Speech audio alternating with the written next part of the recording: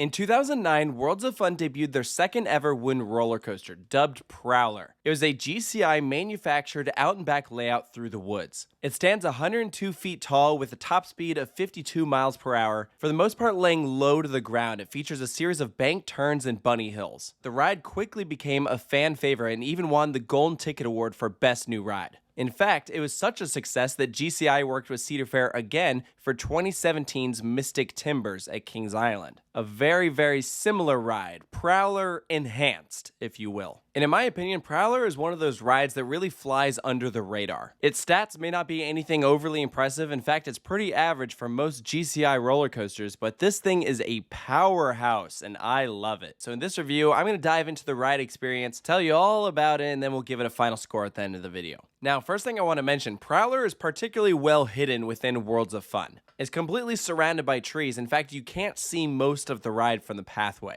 Your best vantage point is actually from the train, which goes around the first drop and hugs the layout. Coincidentally, also very similar to what Mystic Timbers does. But if anything, it enhances the experience for the rider because you just go so far back there, you don't even feel like you're in the park anymore. And that absolutely works to your advantage for night rides. My favorite laps I've ever done on Prowler were at the end of the night. It was pitch dark back there. Phenomenal experience. After I'd been running all day, it was warmed up. It was great. But the name Prowler is reminiscent of a Black Panther, as you can see there on the logo. The ride is situated in like an African type section. It has very loose theming, nothing crazy. I think that's definitely something they did better with Mystic Timbers. But personally, it didn't bother me here. You're just in for a good time on an old-fashioned wooden roller coaster. As you depart out of the station, you're going to take a slight right-handed turn and then build up some speed to the left as you enter your lift hill. As you crest over, you can see the employee parking lot. This lift hill is situated away from the park, so the only way you really get a good view is if you turn around as you're going up. But Prowler's first big element is a twisted drop, which is very similar to what you get on other GCIs. It's actually pretty uncommon that they have like a traditional straight drop. This one is done at a height of 85 feet. We do not have an exact angle of descent,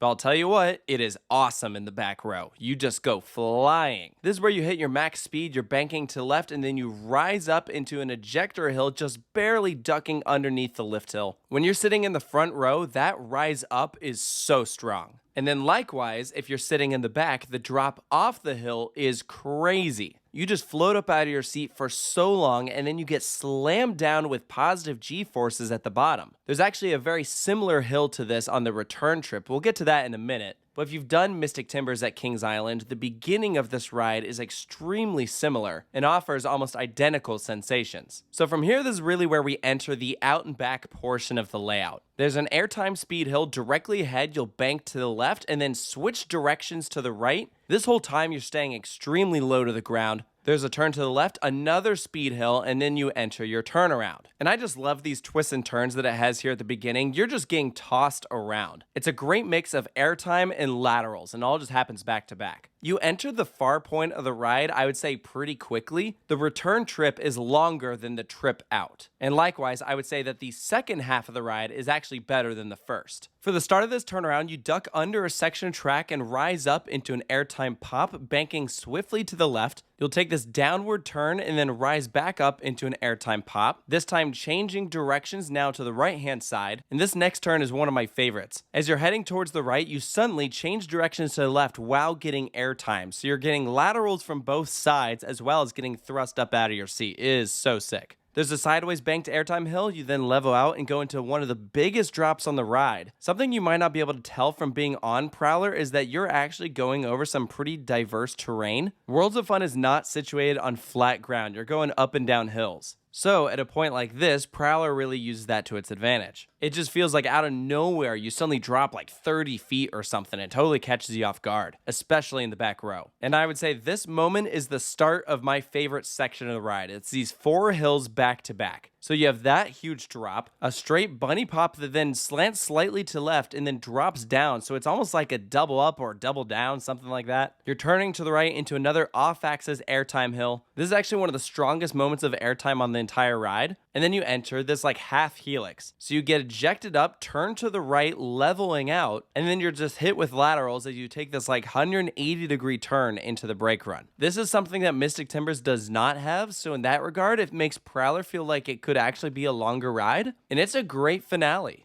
Prowler may not have a ton of diversity with its elements, that there is a lot of repetition, but there is diversity in those sensations that you as the rider will experience. There's floater airtime, ejector airtime, tons of laterals, and all things considered, it's a pretty smooth wind roller coaster, especially for one built in 2009. I wouldn't consider this to be rough at all. Now, when I rode this in 2020, I remember it being decently rough, and it definitely affected my ride experience. But the past couple times I've gone to Worlds of Fun, it was running so fast. I don't think it's as smooth as like Mystic Timbers or Thunderhead. To my understanding, that actually uses a different type of wood on the track, but I would say that Prowler is smoother than most other wind roller coasters. I loved how it felt on my rides in 2023. I would rank this as one of the best GCI roller coasters. Top 5 for sure, and you can make an argument for top 3. It's right up there with Gold Striker and Thunderhead and Texas Stingray. And if you've been following the channel for a while, you know that Mystic Timbers is my favorite GCI coaster. I still place it above Prowler, even though the layouts are very similar, and I think it's just because I love those out and back GCIs. I think they are so sick. So for Prowler's final score, I give it a 9.5 out of 10. I think it is an excellent ride, extremely underrated. Not just one of the best GCIs, but I would place this as one of the world's best wind roller coasters. It's easily the best ride at Worlds of Fun, and for me competes in the top 3 for best ride in Missouri. Toss up between this, Outlaw Run, and Time Traveler. I love all 3 of these rides. So if you get the opportunity to visit Worlds of Fun, I highly recommend it. Take a ride on Prowler, try out the front and back row. I don't think you'll be disappointed. So let me know down in the comments section if you've experienced this ride, if you agree with the points that I brought up. And of course, stay tuned for more coaster reviews here at Coaster Studios, and I'll see you next time.